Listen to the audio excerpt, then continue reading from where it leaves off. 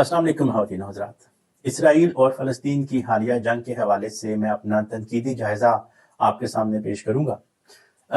आप कोई भी जंग ले लें, आप कोई भी क्लैश ले लें, कोई भी कॉन्फ्लिक्ट ले लें जो दो ममालिक के दरमियान में होता है, तो आप उसमें तीन बुनियादी जो बातें हैं उनको मद्देनज़र रखेंगे।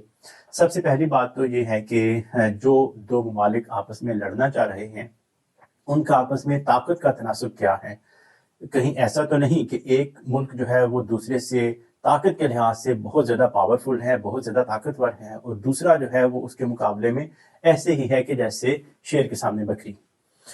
और दूसरा पॉइंट ये देखा जाता है कि लड़ाई के दौरान जो बैरूनी जो ममालिक हैं वो किसको कितनी सपोर्ट देंगे और किसको क्या सपोर्ट देंगे।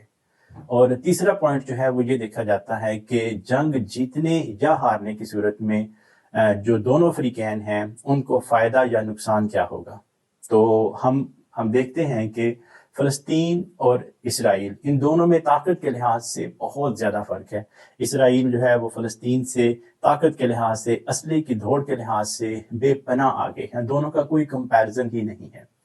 तो इसके साथ हम देखते हैं कि फ़लस्तीन को जो फॉरेन सपोर्ट है वो कितनी हासिल है। सिवाय चंद एक गिनती के ममालिक के अलावा फ़लस्तीन को कोई सपोर्ट हासिल नहीं है। मैं प्रैक्टिकली बात कर रहा हूँ कि प्रैक्टिकली जो दुनिया के वो ममालिक जो कि अपनी बात में वज़न रखते हैं, जो असर रखते हैं, वो सारी की सारी जो लिस्ट है उन कंट्रीज़ की, वो प्रैक्टिकली जो है वो इसराइल के साथ खड़े हैं। फ़लस्तीन के लिए शायद उनका कभी कोई बयान भी ना आया हो।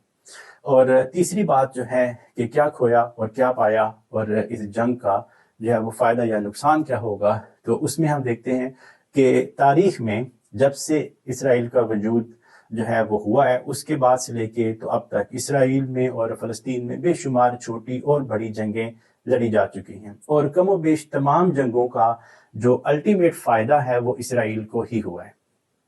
तो यही जो बेसिक प्रिंसिपल्स हैं, अगर हम इनकी बुनियाद पे हम आगे चलें तो हम ये देख सकते हैं कि हमास का जो अटैक है इसराइल पे, इसकी सिर्फ तीन वजूहात हो सकती हैं। जो चौथी वजह है वो मेरे जहन में तो नहीं, अगर आपके जहन में हो तो आप मुझे कमेंट्स में नीचे लाजमी बताइएगा, मैं उस पर अपना होमवर्क करूँगा। पहली वजह जो हो सकती है वो ये कि हमास ने हालस्तन मजहबी जज्बात के ज़ेर असर ये हमला किया हो, और एक जहाद की फीलिंग्स को ज़हन में रख के तो अल्लाह का नाम लेके बस वो चढ़ दौड़े हों, कतई नज़र इसके कि इस जंग का उनको क्या फ़ायदा होगा, क्या नुकसान होगा, उनकी कितनी कैजुअलिटीज़ होंगी, या इसके अलावा उनको और दीगर जो है वो क्या नुकसानात होते हैं। वो बस अल्लाह का नाम लेके, तो एक जहाद का जज्बा लेके तो वो चढ़ दौड़े हों। और अगर ये बात नहीं है तो ये जानते बूझते कि इसराइल असले की दौड़ में फॉरेन पॉलिसी के लिहाज से और तारीखी तौर पे जो फ़लस्तीनियों से बहुत ज़्यादा आगे है, इसके बावजूद अगर हमास ने हमला किया तो इसकी दूसरी वजह सिर्फ ये हो सकती है कि ये जो फ़लस्तीनी जो लीडरशिप है वो इंतहाई डफर और बेवकूफ़ है, ताकि कोई ज़ी-शऊर इंसान जो है वो जानते बूझते अपने अवाम को जो है वो भूखे शेर के सामने तो नहीं रख सकता। भूखा शेर जब मैंने वर्ड यूज़ किया है तो ये इसराइल के लिए ये बहादुरी और इस सेंस में नहीं किया, ये मैंने सिर्फ इस सेंस में किया है। भूखा शेर का वर्ड मैंने इसलिए यूज़ किया है कि भूखा शेर जो है वो बकरी को बगैर कुछ सोचे समझे बस वो उसको खाने के लिए जो है दौड़ पड़ेगा। तीसरी बात ये हो सकती है, अगर यानी कि ये जज्बा जहाद भी नहीं है और लीडरशिप को हम बेवकूफ़ मानने के लिए तैयार भी नहीं है, तो फिर तीसरी वजह ये हो सकती है कि ये मिली भगत हो, कि इसराइल की एमा पे, इसराइल की परमिशन से ये हमला किया गया हो। इसके अलावा और तो कोई ऑप्शन मेरे ज़हन में नहीं आता। अब ये सोचते हैं कि अगर ऐसा हुआ है कि ये एक फॉल्स फ्लैग ऑपरेशन है, इसराइल ने ये हमला अपने ऊपर खुद करवाया है, तो उसकी कोई वजह तो होगी।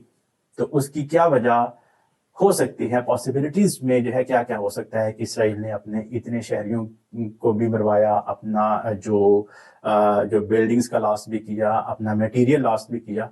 इसका गेन क्या होगा? अगर कुर्बानी इतनी बड़ी है तो इसका जो इसकी रीज़न है वो डेफिनेटली कोई छोटी तो नहीं होगी कि अब इसराइल जो है वो गज़ा को लाजमी तौर पे खाली करवाएगा और गज़ा पे वो अपना कब्जा जमाएगा। मेरे ख्याल के मुताबिक कि इस जंग का जो अल्टीमेट मकसद है वो गज़ा था, غزہ کا علاقہ جو ہے وہ فلسطینیوں سے چھیننا تھا، وہ فلسطینیوں سے حاصل کرنا تھا، اور اس کے لیے حماس کو استعمال کر لیا گیا۔ اپنی نیکسٹ ویڈیو میں میں آپ کے سامنے ہولوکاسٹ کا اسرائیل کی ریسنٹ ہسٹری کے ساتھ کیا اثر ہے، کیا تعلق ہے، یہ چیز میں آپ کے سامنے رکھوں گا۔ اسرائیل کی جو کرنٹ ایگزسٹنس ہے، اس کو سمجھنے سے پہلے ہمیں ہولوکاسٹ کا جو نالج ہے وہ ہونا بہت ضروری ہے۔ آپ کے وقت کا بہت شکریہ۔